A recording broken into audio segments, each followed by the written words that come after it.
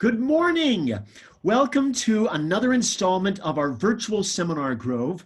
My name is Michael Barr. I'm the Education Director for the festival, and I am joined by Jeff Leader and some other amazing guests today. We are going to be talking about costumes, crafts, etc., but specifically we're going to be talking about what we do to make it real, to make those beautiful costume effects real. I want to thank our sponsors, Cedar City Brine Head and Tourism Bureau, who make this possible. And also, I want to remind you as guests that we're going to talk about some really cool stuff here. And at about 40 minutes in, we would love to have questions from you. So start putting those questions up on Facebook, and we will be asking these really great guests those questions that you will be putting up there. So, Jeff, who do we have with us today? Hi, I'm Jeff Leader. I'm the costume director at the festival, and we've got three wonderful artisans here to talk to us about making it real. Gail Wolfenden-Steib, and Rosa Lazaro, and Meghan Pearson. Gail, will you introduce yourself and tell us a little bit about your background? Sure. So I'm Gail Wolfenden-Steib. I am the costume painter dyer for the festival. I've been there the last 21 summers. There's a fall or two mixed in there. Last 2020 would have been 22, a little bitter about that.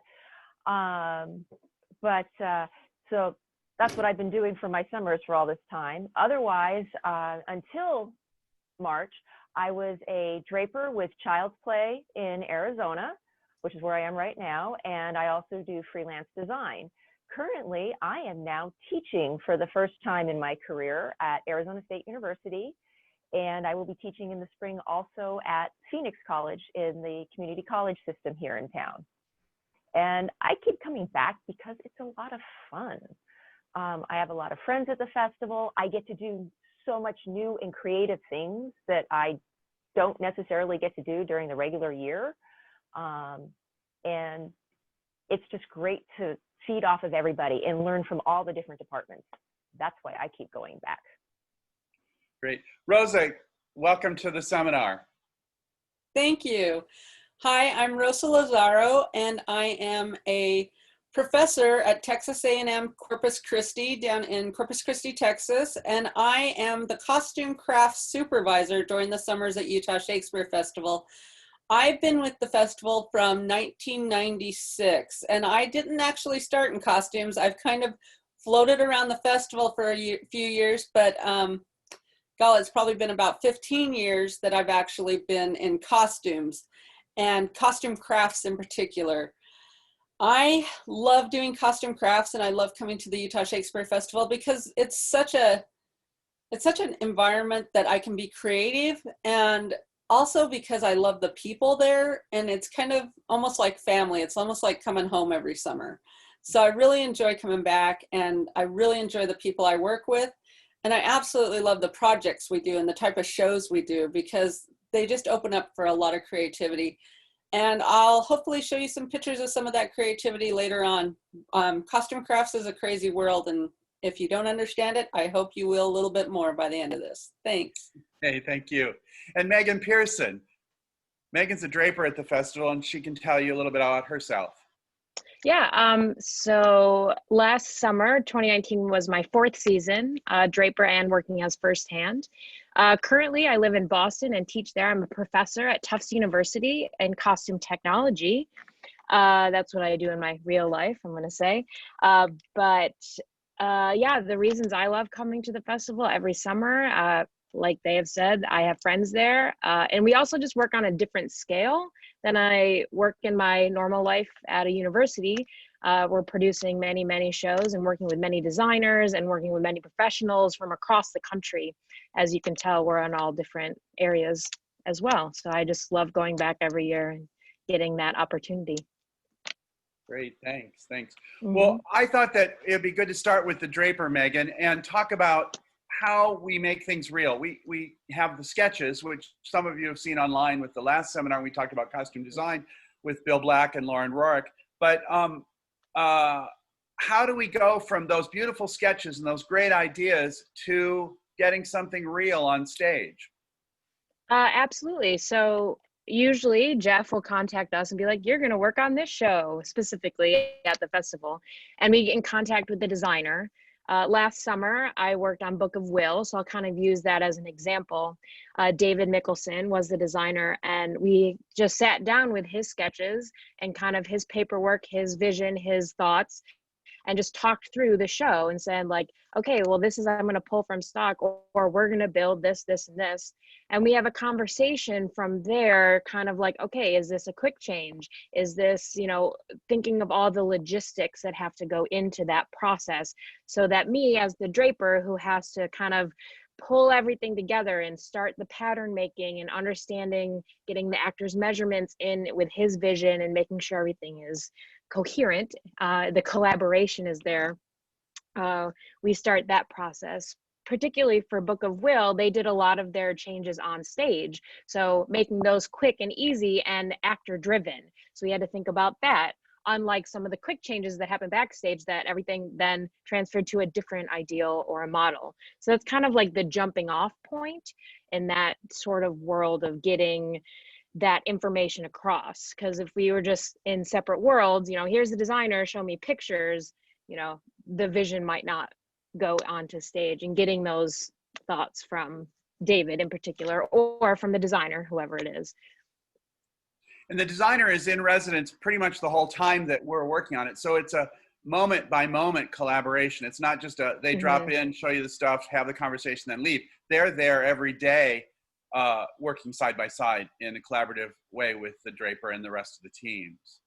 Meghan, Correct. can you talk about your process of making that sketch into a pattern? After we take measurements of the actors' bodies, we have about 60 measurements, and from those measurements on paper and from that flat sketch, you're responsible for making it three-dimensional. How do you go about that? So like he said, I have a basket, a bag of tools that drapers use to get us to that end point. We use a lot of books that have references to historic shapes, and we can either use flat patterning, which is more of a paper on the table, as I like to say to my students, or we use a draping method, which is fabric on a dress form, to start the pattern and the shapes that we want to create for those looks, because we want to make sure that the seam lines are in an appropriate place that evoke the time period, because obviously the festival does time periods all across. So a jacket from, you know, 1900 is different than a jacket from, you know, 2020. So understanding that and understanding all of those particular things to go into his vision as well, the designer, him or her, depending on the show.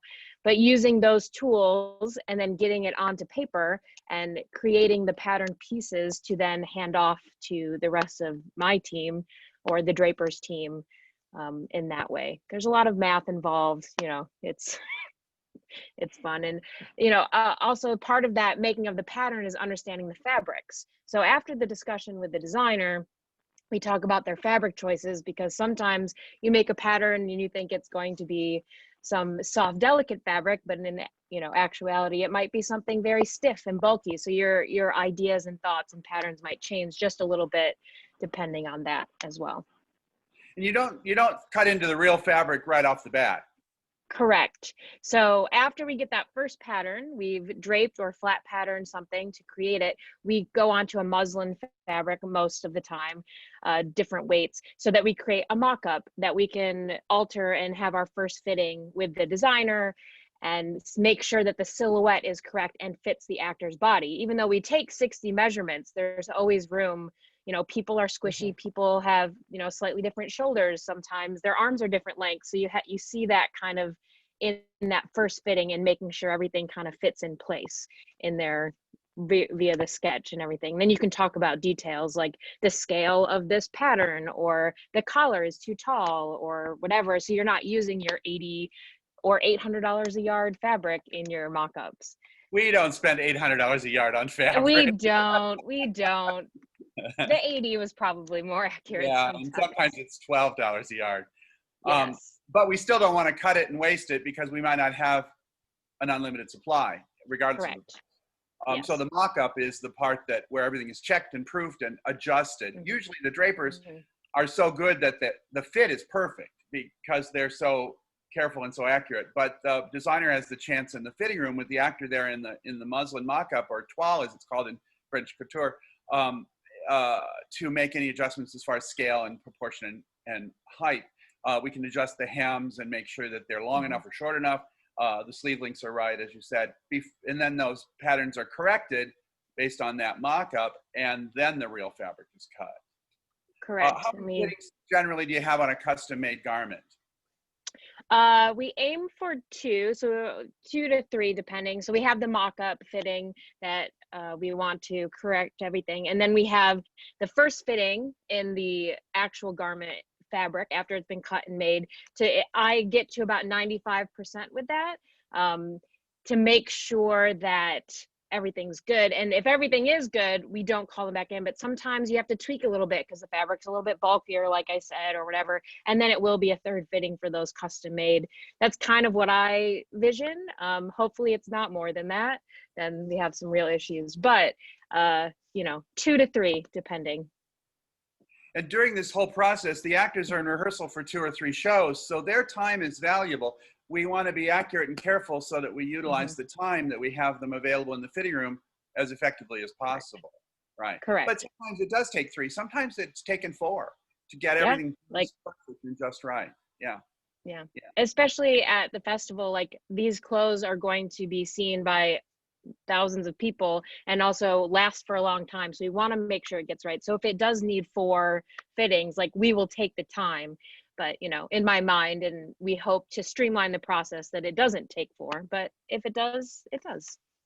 Before we go on to crafts, can you talk a little bit about the rest of the team, because it's not just you and the designer. Who else is helping? So at the festival, the draper is kind of the head of the show, so they work with the designer, and then they have an assistant that is called the first hand. There is usually a draper and a first hand on each team. And then there's anywhere from 2 to 4 stitchers typically at the festival that help stitch. So it kind of is a hierarchy umbrella of the draper is the head of the team, their assistant / the person that usually cuts out all of the fabric after the patterns are corrected is the first hand. And then you have the stitchers who stitch it together with supervision from the first hand and the draper kind of getting the whole vision and process down the line there. Great. And they work at the machines, both domestic and industrial machines, or at the tables by hand, depending on what's required to put the garments together. And then do all the, At the end, it's usually all hands on deck to get everything finished, right? Yes, correct. And although you're assigned to one particular show, you might, at the end, work on a variety of other shows just to get everything done in time for first dress rehearsal.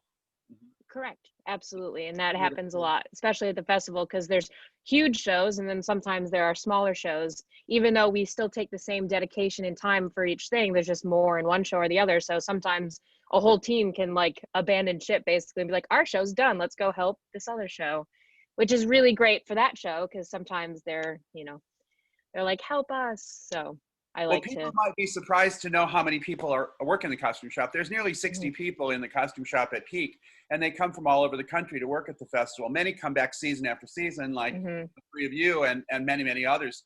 20 and 30 seasons is not unusual in our work at the festival. But they give up their lives elsewhere to come to Cedar City. They give up their pets and their spouses and their gardens and their nice houses to come and work really, really hard at the festival for 8 or 10 weeks or so.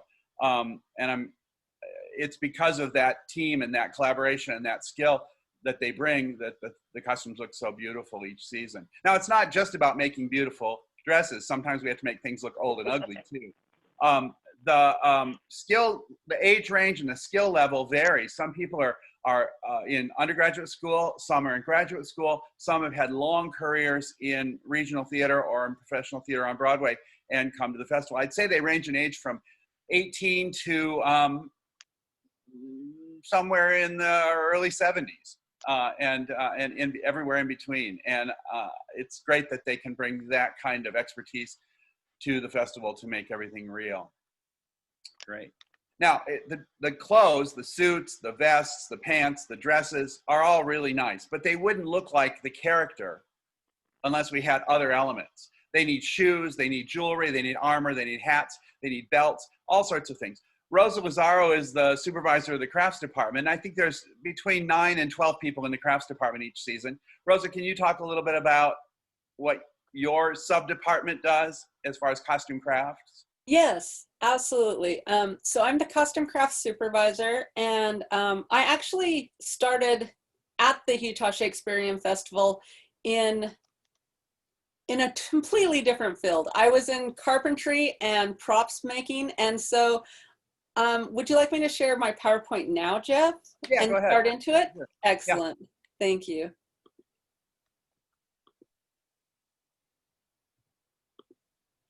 All right. So it's my opinion that costume crafts can be anything that's not falling into that typical clothing area. Or I like to tell other people, costumes and props had a baby and it came out as costume crafts. So we tend to talk with our designers in a different way. We don't get a really specific rendering of what they maybe want. It's just a little hint of a crown being on with a costume. So we don't get really a lot of detail in the drawing. What we get is a lot of research. So they'll bring us a lot of research, tell us the feel that they're going for, and then we'll start to mock things up and make things out of really crazy materials like thermoplastic and metal together, or leather. And then we'll create this thing, and as we work along, we'll get the designer's approval as we work along. Again, Jeff said they're in residence all summer, and that really helps us because then we can have communication all summer long and we don't have to guesswork at anything. They can actually approve as we go along. And so we really like that aspect. We can make all kinds of crowns. We make hats. You can see a lovely pillbox there on Leslie Brott. We have crowns. We do a lot of work like that. Anything. We do a lot of thermoplastic work for head dressings. Millinery, like I said, is a thing. All kinds of armor. Designers come with their idea of what they want their armor to look like and how they want it to be able to move in the armor. So we do a lot of armor work. Leather is a very popular application for leather, for armor. We also tend to use foam trims, more leather applications, some studs maybe. It just depends on really what the designer has in their mind, what we're going to use to make that armor. We have other designers that come. I'm sorry? The round part on that, Gorget, look back at that, Gorget. The round part of that, the top and the bottom of the last slide, is from the Home Depot. It's Ethifoam rod used in concrete construction. Yes, absolutely. Store, at Harbor Freight, at all sorts of unusual places to get the materials, not just at the dress fabric store. And the underlay right here on the second picture of the in-process armor is actually paper doilies. And the same thing on Brian Vaughn's gorget, underneath of the plastic piece that's on top, that middle metal looking piece is actually a paper doily as well. So we use really interesting materials in all of our building. We'll do all kinds of crazy things to make it look like what we hope will look like a period piece of armor. But it can be made out of paper, it can be made out of leather, it can be made out of foam. It just depends on what we can find that will actually appear the way we want it to on stage. And a lot of the inspiration can come from going to the Home Depot and walking around the aisles. So other designers might want to bring real metal armor into play, in which they might bring some pieces that are used in a lot of cosplay. And so we need to rip them apart and rig them so that our actors can actually move correctly in them. And that's a lot of work to determine, and a lot of fittings with the actor, what they need to be able to do in this metal armor. So sometimes even when it's already pre-made, we have to rip it apart to make it correctly for our actors. Like Jeff said, we do belts, gauntlets, any kind of like little pieces that might be considered armor are part of our job. We've done leather, molded leather armor, plate armor. Leather seems to be a lot lighter than real metal armor can be. And so we've done variform plastics and thermoplastics of all different kinds for our armor as well.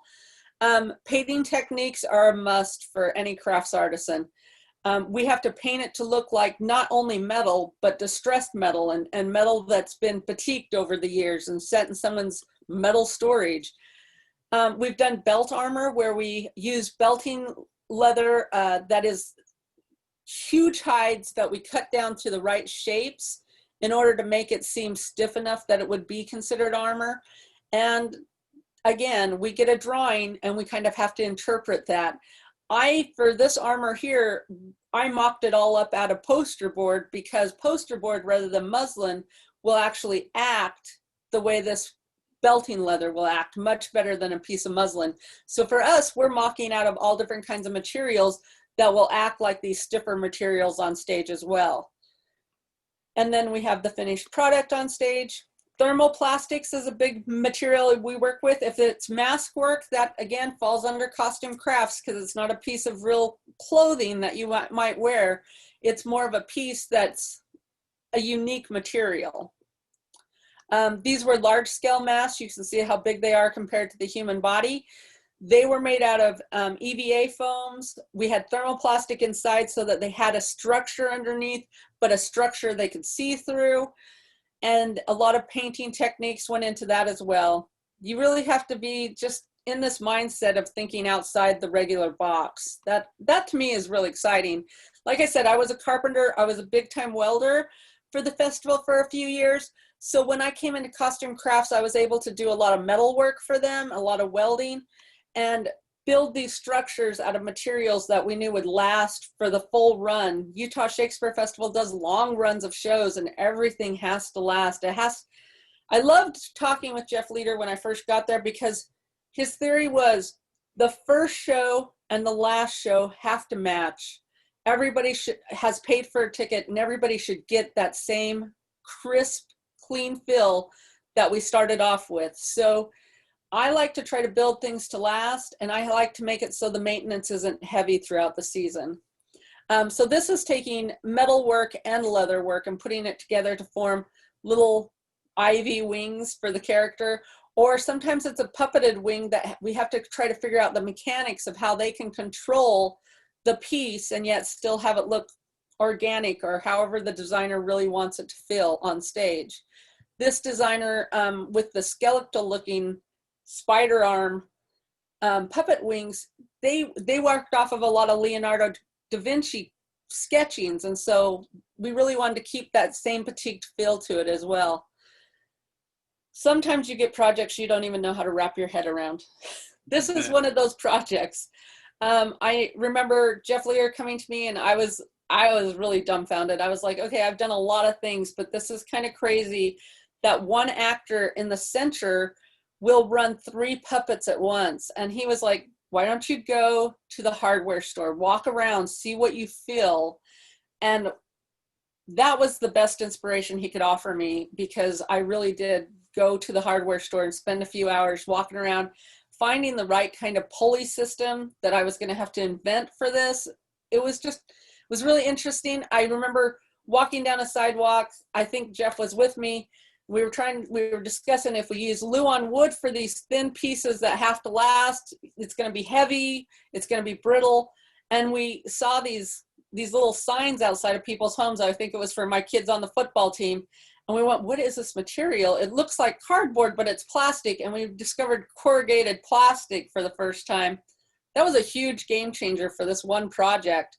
And as you can see, it turned out to be little Scottish pull toys that the 2 sets of clowns walked down stage, turned around, walked back up stage, and they were done. So sometimes all of this work is just a brief moment, but it's a brief moment that really can help that show be complete. And that's what I really love too about costume crafts. You're thinking outside the box all the time, and sometimes it's the craziest things that become an item that just helps that show. Sometimes we make asses heads a lot. Midsummer Night's Dream is always different every time. So we might have to look online and discover new products that aren't even in hardware stores. We have to just keep searching for the correct answer, and making those asses heads look like what your designers want them to.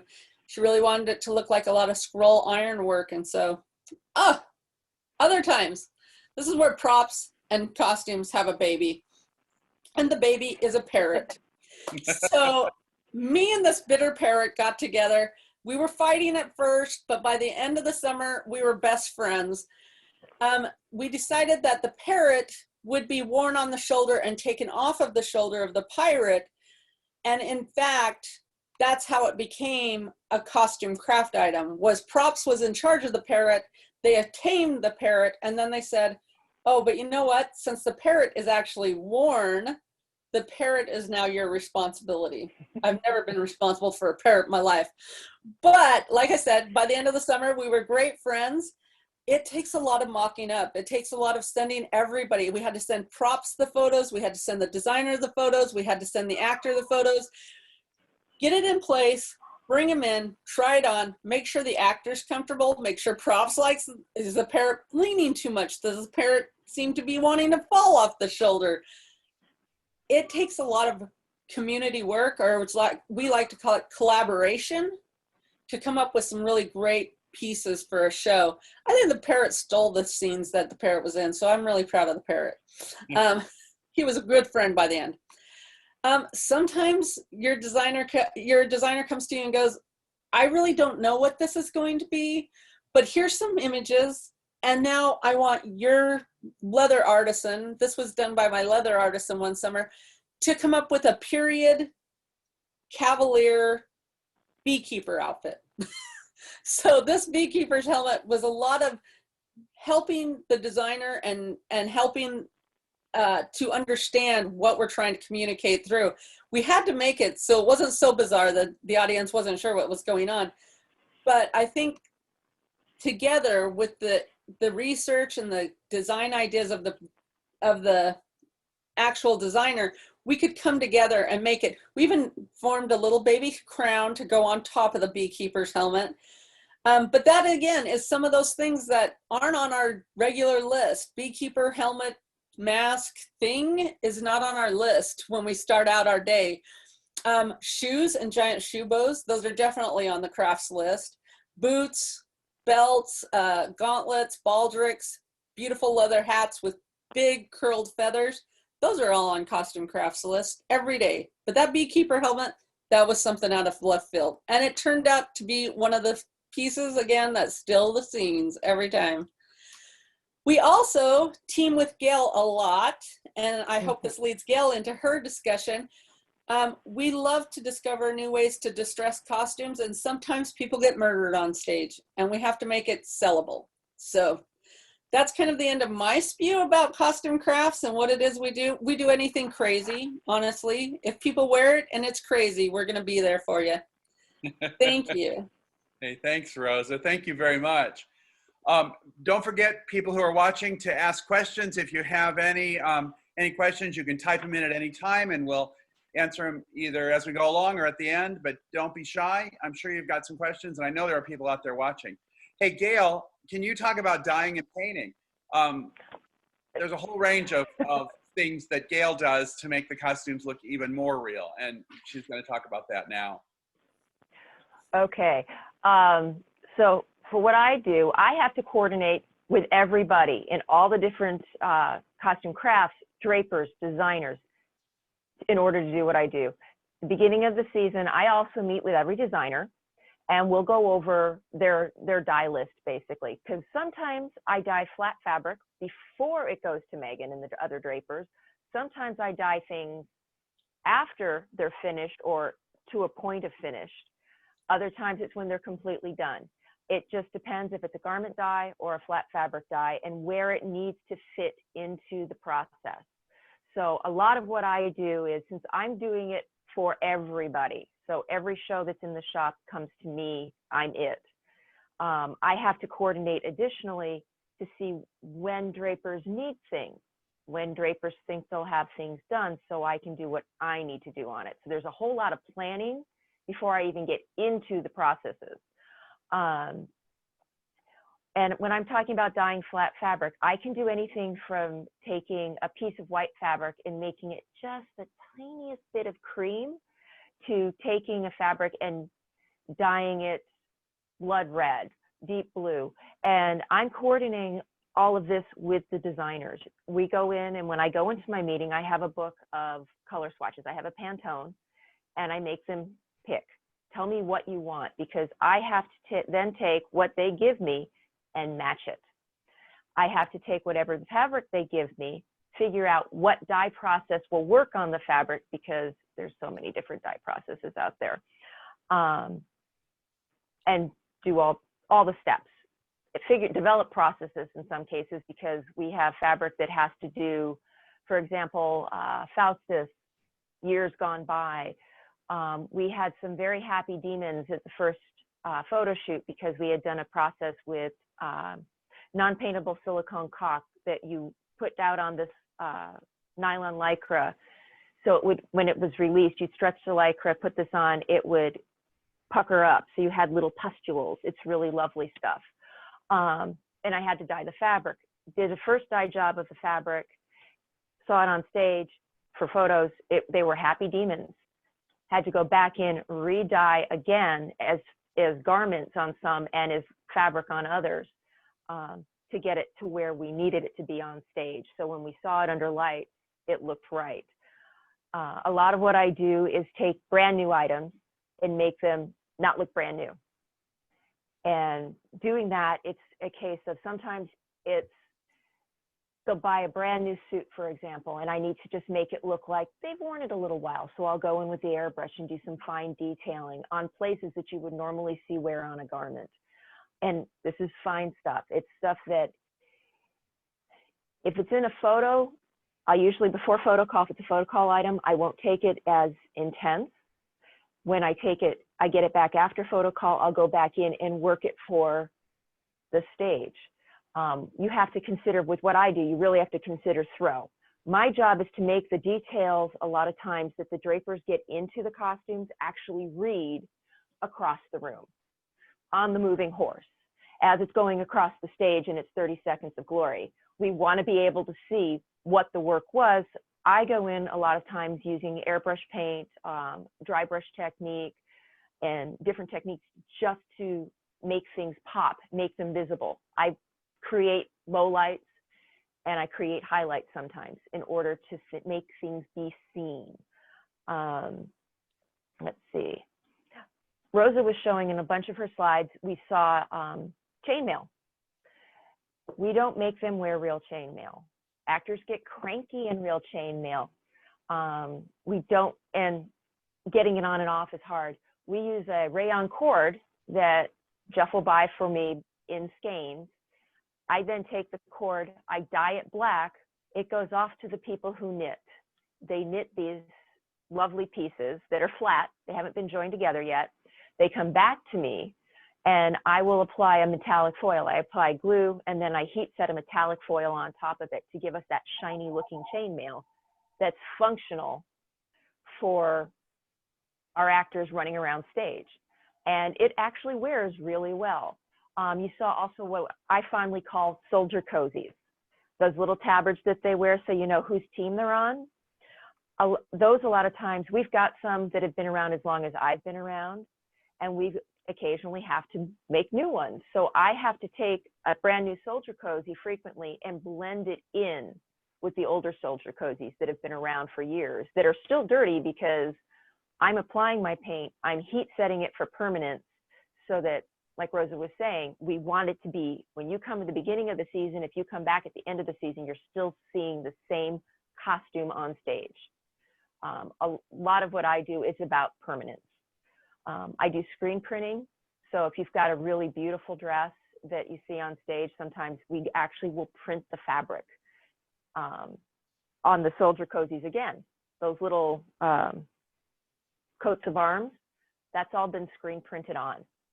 And the majority of them are done where we put down the glue. Textaflock?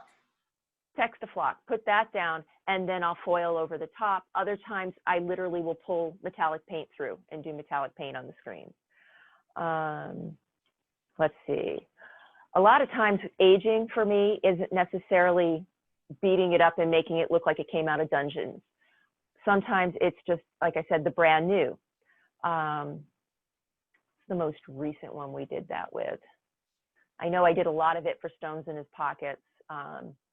And a lot of times it's literally just taking a brand new shirt, brand new pair of pants, throwing it in the washing machines with a fabulous cuppa recipe that we use that helps break down the fibers, washing it multiple times to get it just to look like it's been lived in, so it blends in with the items that have been pulled from stock.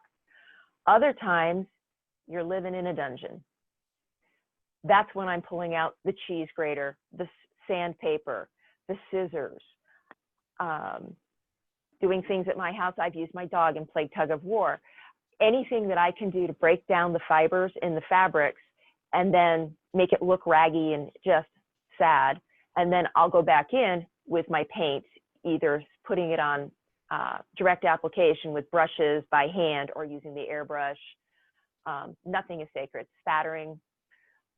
People have come in and I think I'm looking about the same color as some of my costumes that I've been working on when I'm doing spattering because of the blowback and getting myself covered in it. But it's a lot of fun. Sometimes we have to do distressing and we can't destroy the garment and we can't actually do things to it because, oh, the theater we rented it from would frown upon us. And then we have products that you can dry clean out. There's a product called Schmears that we use that's in sticks, the Schmear sticks, and I'll just do that to get color on. Some of the soldier cozies have gone to harder battles than other soldier cozies.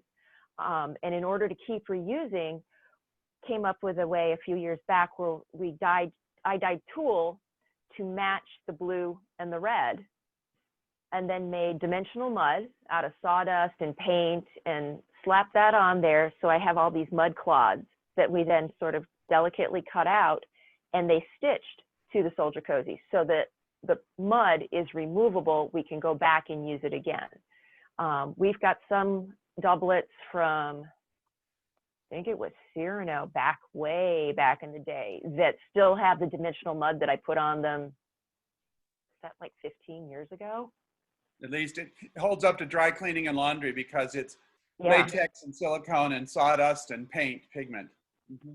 Yeah, they stay. I mean, we've got stuff that's gone through my shop so many times and just gets nastier and nastier and nastier, or changes colors repeatedly because the designer's like, but I want it this color this time. So I'll color remove and I'll try and get them what they want. Sometimes you just got to start at the beginning again. For high school students and teachers out there, there's a lot of math involved in all of the processes in the costume shop. Meghan uses measurements and linear measurements and circumferences and radiuses. Rosa uses all sorts of formulas for different chemical operations. Gail uses math every day in weighing chemicals and a fabric to make the dye color work just right. It's not just dumping some package of dye into a machine and hoping for the best, but they're very carefully calculated. So study your math, folks, and you'll utilize it.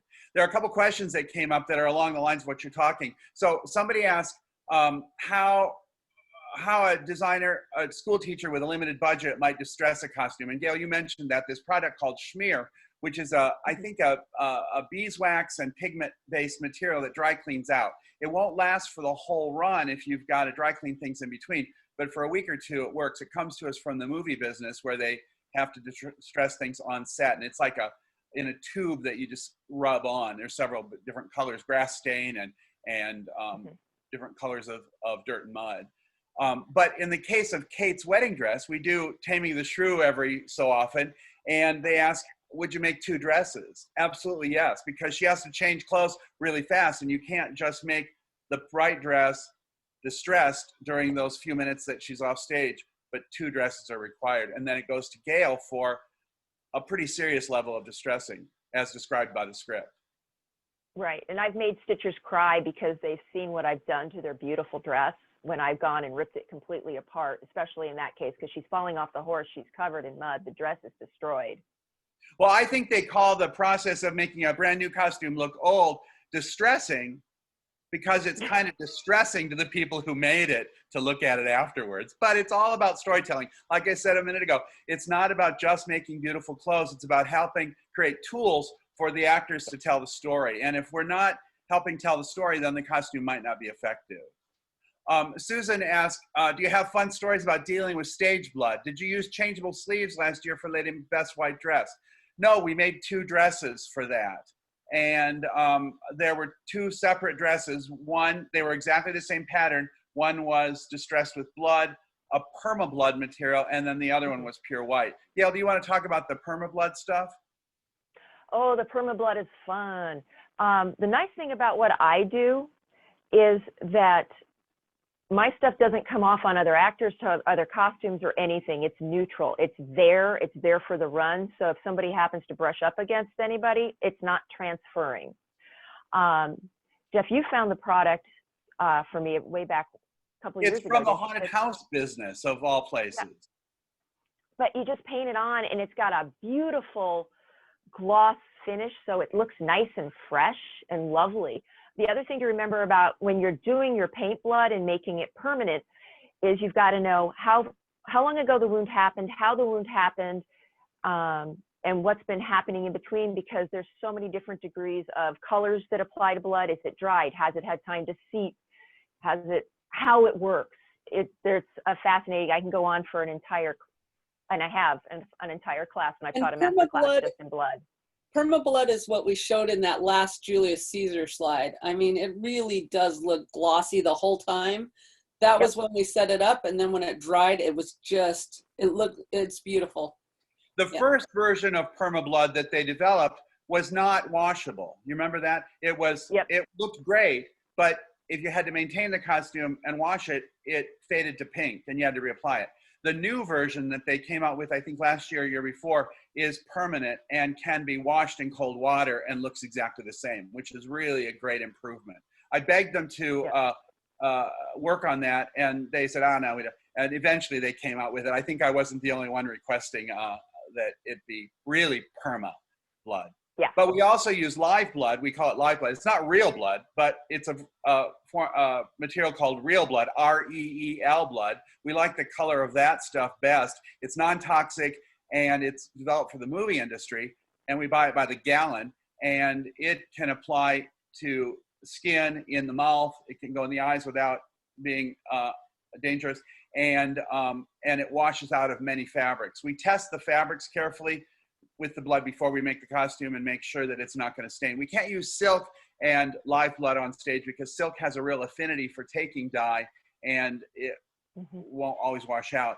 We don't want a pink costume to start out on stage. It gives away too much. And so we have to make sure that it can be laundered each time. When we do Julius Caesar, we always have to have a blood plan. If there's going to be live blood, we don't want it to get all over the place in the next scene or the next show. And so we have a very careful and concise laundry plan that's followed, with the protocol is followed so that there's no cross-contamination.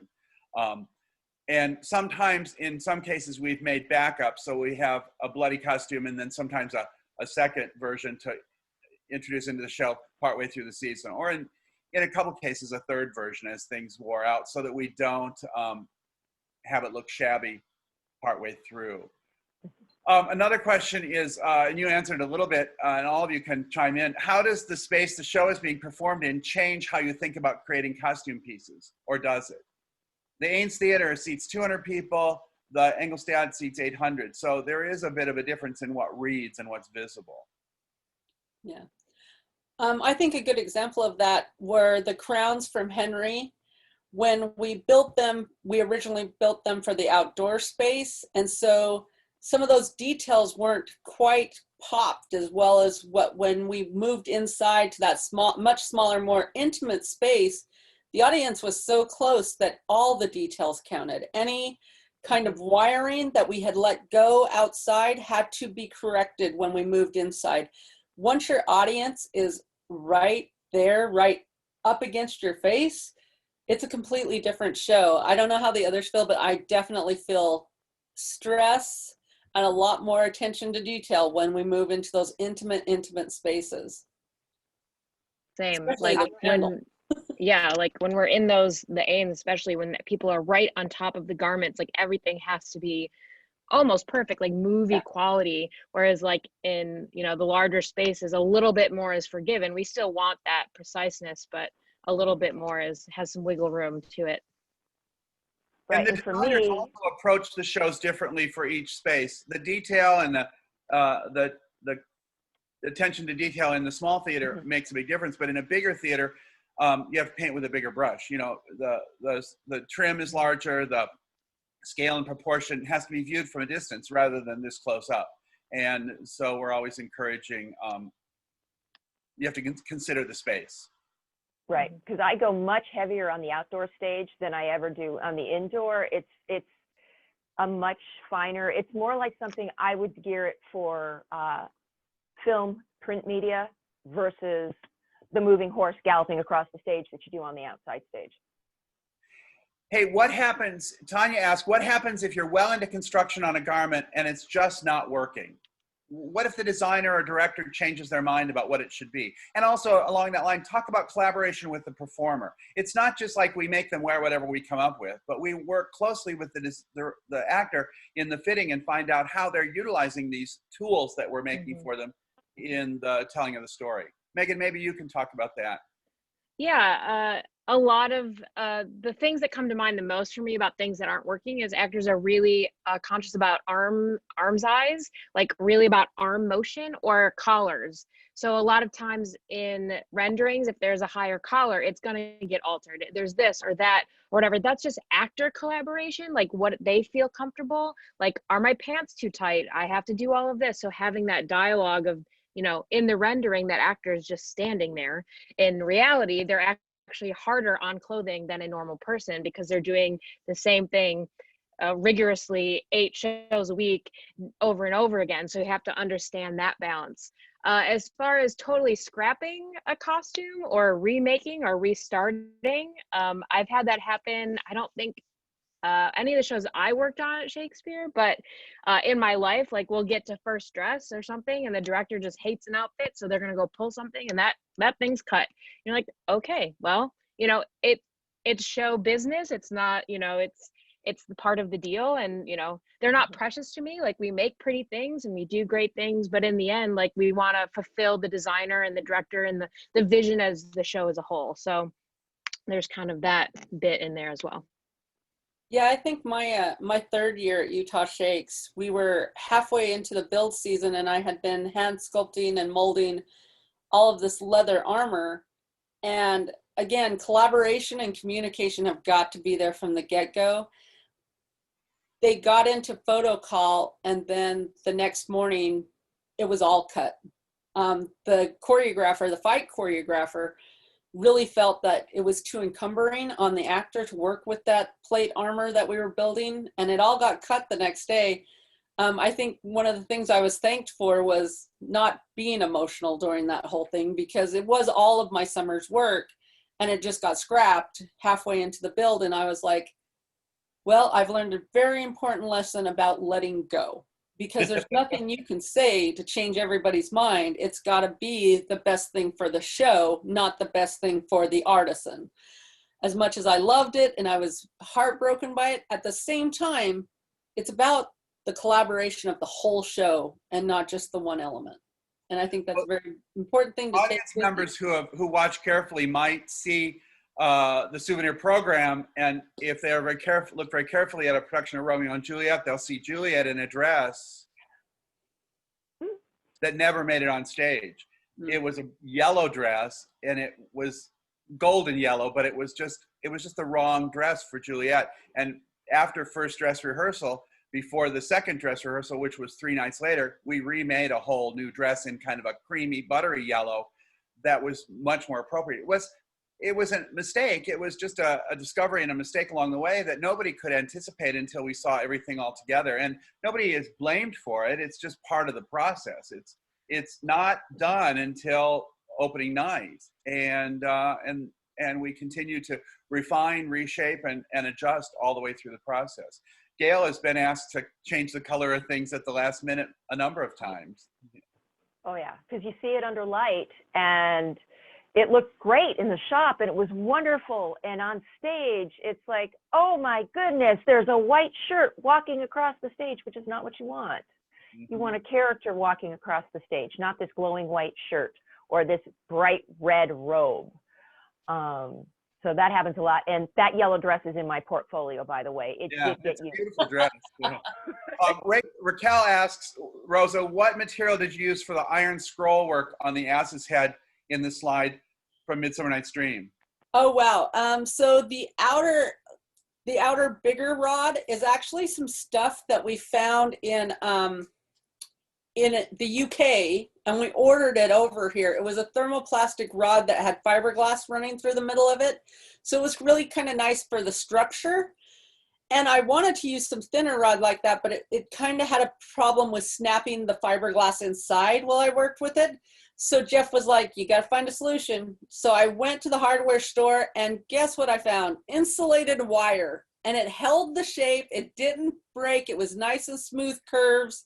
And so I used insulated wire and the thermoplastic rod, but you could use a thicker, I think, insulated wire for the outside edge if you're not into getting stuff from the UK, which takes forever. And all of the joints are put together with zip ties. So, I mean, sometimes it's the simplest thing. You don't really think of zip ties, but man, they can be very, very useful and very, very tiny when you need them to be. So invested in a lot of zip ties and wire, insulated wire. We've got a question about how does weather affect what you do outside, since the Engelstad and the Green shows are performed out of doors? Who wants to take that one? Rosa? Well, I don't know if you guys know this, but velvet doesn't like water. So we do a lot of hats out of velvet. We do a lot of costumes out of velvet. We have to think about the materials, but at the same time, we also trust in the architecture of our spaces, but our stage management team, that they are going to hold that show if we need to hold the show. If it's downpouring, nobody wants to be fighting in that. Nobody wants to be working in that. We trust in our stage managers a lot when it comes to the outdoor shows, but we also trust in the fact that our designers will think about this as well, hopefully, and they will prep for that. They will find solutions in their materials that they choose. Sometimes the solution is not there quite right, but again, we're trusting in a collaborative team to protect all the elements of the show. Well, we use dance rubber, cat's paw rubber on the shoes to give them extra traction. We sometimes coat the stage floor with something called rink coat, which is what they use at roller rinks to give a little traction to the floor. And the funny thing is about the Engelstad Theater is that the people that get the most wet during a downpour are the expensive seats in the front rows. The actors are primarily covered by the canopy and can move upstage just a few feet and not get wet at all. But the very expensive seats in the front are the wet ones. So you get stuck there. Meghan, Christy asked, is there a material that is just your favorite to work with? Is like you get excited knowing you get to make something from it? I have two that I always get excited, especially for women's wear. Silk charmeuse, I think, is just about my favorite thing. It drapes beautifully. It just always settles where you want it. I rely on it, and it's so nicely. And actually just wool, if I'm making or tailoring something, you'd be surprised how many designers will bring you something that they're like, here, can you tailor this jacket? And you're like, wow, this is stretch knit. So probably not. So like a nice wool that is, that's, it's just not rare. Utah, the designers there are a little bit more reliable, but still some blends come your way. But yeah, a nice wool and silk charmeuse, those are my favorite go-tos. Yeah, good. Gail, synthetic fabrics are more difficult to change the color on. So would you say that silk and wool are your favorites as well? Oh, I love natural fibers. They're my special friends because I know I'm going to get a better permanency with the dyes. Also, the various dyes I'm using on those are less toxic compared to the poly dyes that are out there that are, I don't like them at all. And I have a sensitivity to poly dyes. I can't even touch poly dyed fabric because I start tasting it. So, and that's from years of doing what I do, despite being careful and wearing gloves and wearing my respirators and wearing what I do. So we use a variety of dyes in the costume shop. We use fiber reactive dyes, which is what most cotton and cellulose fabrics are dyed with. And then we use acid dye, which sounds scary, but the acid is really citric acid or vinegar, really. And it's the same dye that's used in Kool-Aid or jelly beans or any number of food products. So it sounds scary, but it really isn't that scary. And that's good for protein fibers, which is silk and wool, things that come from animals. And then there's a number of other categories too, but those are the primary two dyes that we use. Lizzie asked, how does one get a job at the Utah Shakespeare Festival costume shop? Well, we're always looking for the best and the brightest new candidates. Many people come back season after season, and I'm happy that they bring that experience with them. But we're always looking for new candidates, and you can apply to the festival on the festival website at bard.org in the About Us section. I don't think that the hiring section is open yet, but will be within another month or so. And you can apply, submit your resume, portfolio, any work that you have, and can get information there. Oh, Tanya, the stage manager, just posted bard.org/employment. Bard.org/employment. And that's where all the information about the jobs, and those will be posted quite soon. Like I said, there's nearly 60 positions in the costume department. There's 12 or so in the wig department. They range from experienced drapers and craftspeople to entry-level positions that might include wardrobe and running shows. We like you to have a little backstage experience before you come and work in a professional setting. But there's lots of opportunities for getting your foot in the door, and also for developing a career along the way, starting out in one position, learning alongside of really highly skilled professionals, and moving up through the ranks.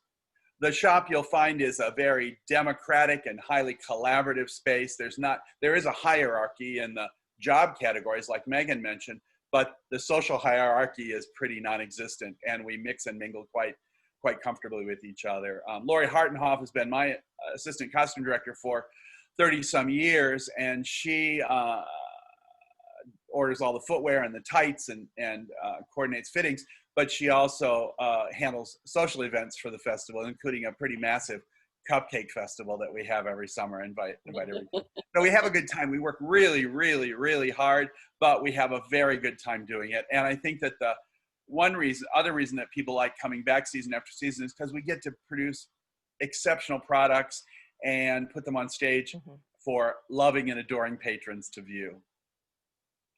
Great.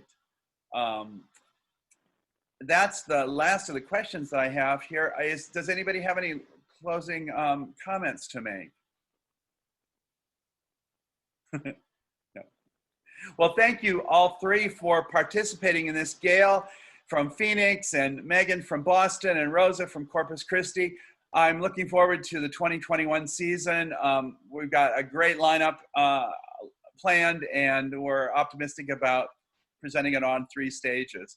We've got a lot of work to do. We're having production meetings and plans right this week and next, and we'll lay the plans for a really successful 2021 season. So those of you watching, please come back and see us. We've missed you, and we're looking forward to seeing you next summer.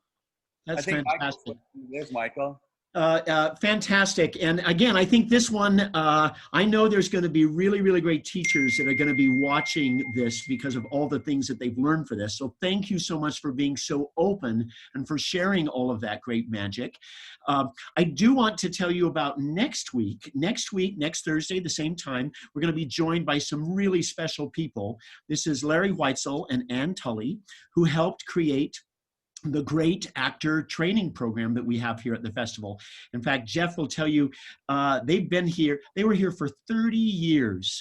Were brought here by an amazing teacher by the name of Barb Barrett, and then they worked for 30 years here working with that group. So I would encourage you to come and join us next week for that. Also, you can find all of these seminars on our website at bard.org. Go down to the bottom of the page and you'll find a special page called Virtual Festival, and all of the conversations that we've had, they referred to many of them about past conversations that they had with Bill Black and others. You can go and you can actually watch those. They're available all on our YouTube site. You can watch them and access them there. We want to thank you for spending your time with us, and we look forward to seeing you at the festival. Thank you very much. Thanks. Bye. Bye. Hi.